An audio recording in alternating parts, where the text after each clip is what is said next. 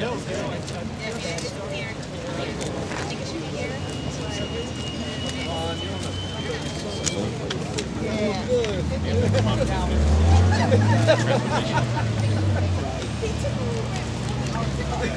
good to go? Yep.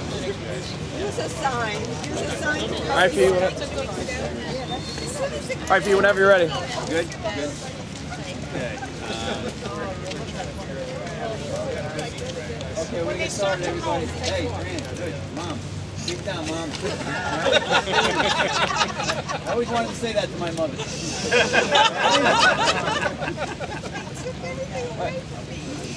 Already here. There's cameras, you see? Okay. All right. Here we are again at the same location, protesting yet another power plant here in Astoria. Over 40 years ago, my father, who's here today with my mother, led protests right on this spot against coal-burning power plants. It seems like every couple of years we're here protesting yet another power plant. Let's start right at the beginning here. This is not a case, it's not in my backyard. These are good people behind me. These are not people who protest power plants willy-nilly. If you look behind us, this is a picture of our backyard. We've got 6 power plants already. Our backyard is full. Now first of all, I'm joined here by many people from the community. I'm joined by Tony Gigantello, the founder of Choke. I'm joined by Kostas Konstantidis, the head of Astoria Coalition for Better Astoria. Representatives from Mike Gianaris' office, from State Senator Honorado's office, from many other community groups, all protesting these plants. Now, a little bit of history, and this is the boring part, but it's very, very important. 2001, Astoria Energy got a contract, got a permit for 1,000 megawatts of power. Everybody here protested that. Governor Pataki rammed it into this neighborhood over our objections. They could not build the first 500 megawatts. Governor Pataki then tried to get Liberty bonds, tried to use Liberty bonds to build that power plant behind us. Mike Gianaris and I objected. We threatened lawsuits, we threatened hearings. He backed off because it was completely illegal. Then they rigged a Con Ed contract. They forced Con Ed to give a contract for 500 megawatts to Astoria Energy, which allowed them to build that plant behind us, even though there were cheaper alternatives in other places.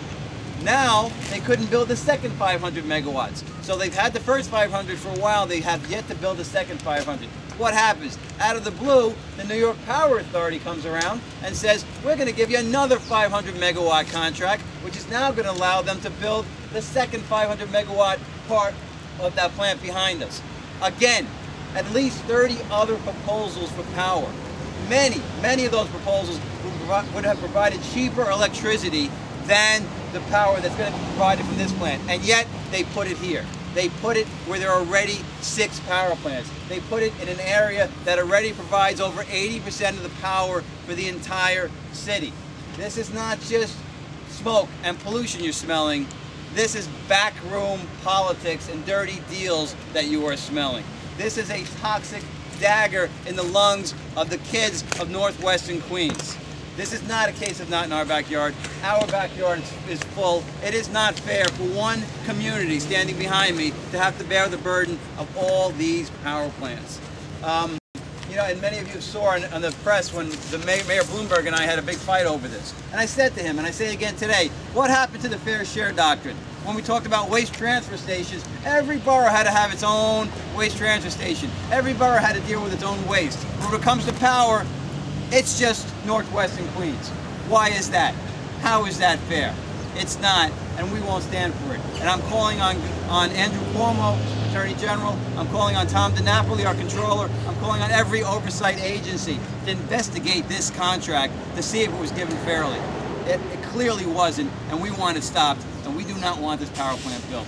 Now, the only bit of good news I have for you is that, well, let me just tell you, for the people who don't live around here, what we have here. We start with Big Alice in Long Island City. Then we go down straight this direction to US Power Gen. Then we have the old Paletti plant. Then we have NRG. Then we have the new Paletti plant. Then we have Astoria Energy. And now we're going to have yet another Astoria Energy. Plus the mini turbines NRG. Well, the mini turbines right down by the bridge also that Tony Gigantello just reminded me of. Now, they wanted to build a new Paletti plant not too long ago. And Tony Gigantello and I fought it. And as a result, we brought a lawsuit, and as a result of that lawsuit, They are now going to close the old Paletti plant in 2010, very soon. That's one of the dirtiest in the state. And one of the rationales they're going to use they're going to lie and they're going to use to justify this new one is, oh, it replaces the old one. Outright lie, because the new Paletti replaced the old one, and they've built this since then. They're just sticking new power plants here and coming up with any excuse they can. It has nothing to do with the closing of Paletti. We closed Paletti with that lawsuit. That's why Paletti was closed. And with that, let me introduce to you the founder of CHOKE, the coalition helping organize a cleaner environment, who's been here with every protest we've ever had, Tony Gigantello. Thank you. Well, again, Astoria Energy is one of the reasons why CHOKE was formulated. Back 7 years ago, they came into our community and said, we're going to build a power plant here and you can't do anything about it. Well, the community stood up, we formed coalitions, our politicians were backing us from the beginning, and here we are again fighting Astoria Energy. 500 more megawatts of power in this community is definitely not needed. We have enough pollution here already. We have the highest asthma rates in the nation. Our kids cannot afford any more pollution in this area. No matter how clean Astoria Energy says that they are, it's still additional pollution on top of what we already have. Astoria Energy has not been our friends. They have not outreached to us in any way. We ask these companies when they come in to change some of the bus fleets, the old diesel, dirty school bus fleets that we have in this community. Let them come back and reduce the pollution rates to offset what they're going to produce, because our kids are the ones that have to suffer with this. They're making tons of money on top of our health, the health of our children. We don't want them here. They don't deserve to be here. Let's get them out of here. Thanks.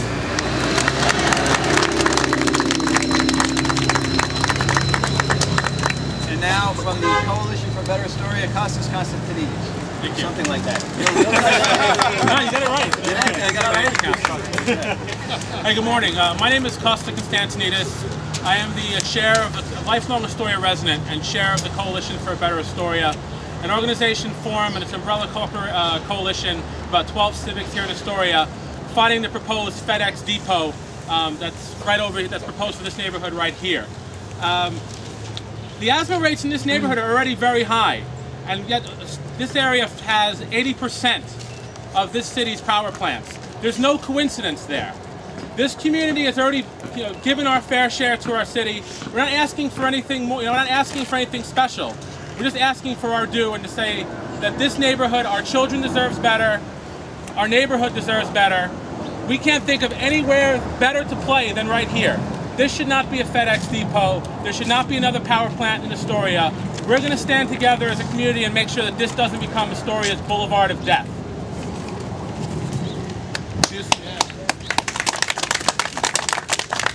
We're going to stand in defense with Councilman Vallone. Thank you for organizing this. We're going to keep fighting with you, and anything that we can do to make sure that our neighborhood stays safe, our streets stay safe, and our air stays clean, we'll do that for you.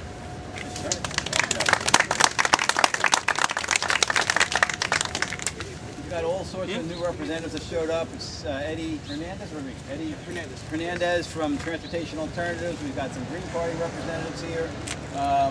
We've got 114 Civop in the back. Gloria D'Amico, our county clerk, and Gloria Lois, our district leaders. People all over, people with great signs. And people from the neighborhood. Those are the most important people.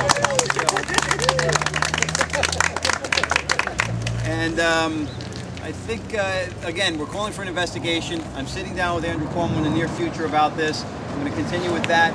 Are there any questions? Peter, can you tell us why you and Assemblyman Gianaris were not at the public hearing for this plant in April of 2001? There were all those other public hearings, but you couldn't manage to make that one. It's our own little, political cicada, huh? Why you signed a stipulation that actually made it easier to build this plant than harder. They didn't have to get a permit from DEP so that they could build that plant. And you never consulted either the members of CHOKE or the members of the community. Jerry, you're lying again, and this is not your press conference, so why don't you and I can have a talk, all right? Because you come to my office every other day. Why don't you just put out? We have our own little political cicada pops up every election year. We never see him ever, any other time, we never see Jerry Kahn. Election pops up, there's Jerry Kahn. He's got a question. Do we have any real questions out there? All right, well, thank you all for coming. Thank you all for coming. Let's get a little chant going. Hey, hey, ho, ho, power plants have got to go. Hey, hey, ho, ho, power plants have got to go. Hey, hey, ho, ho, power plants have got to go. Hey, hey, ho, ho, power plants have got to go. Hey, hey, ho, ho, power plants have got to go. Hey, hey, ho, ho, power plants have got to go. Hey, hey, ho, ho, power plants have got to go. Hey, hey, ho, ho, power plants have got to go. Hey, hey, ho, ho, power plants have got to go. Hey, hey, ho, ho, power plants have got to go.